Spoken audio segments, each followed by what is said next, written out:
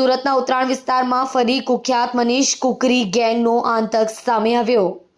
સામાન્ય કાર ટક્કર મારતા યુવકનું અપહરણ કરી રોકડા અને દાગીનાની લૂંટ ચલાવી। કુકરી ગેંગના કિરીટ માવાણીનો સુરતમાં આતંક। કિરીટ માવાણી વિરુદ્ધ સુરત અને અમદાવાદમાં 18 ગુના દાખલ। અપહરણ કરીને ખંડણી માંગ્યા બાદ કહ્યું માવાણી એટલે આપણે ભાઈ કહેવાય। ભોગ બનનાર યુવક છૂટ્યા બાદ પોલીસને જાણ કરતા પોલીસ આવતા પોલીસની ગાડીને ટક્કર મારી કિરીટ ભાગી છૂટ્યો।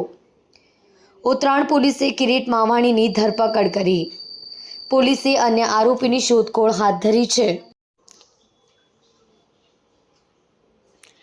કલ્પેશ રાણાની સાથે જોતા રહો ન્યૂઝ 9 ગુજરાતી સુરત।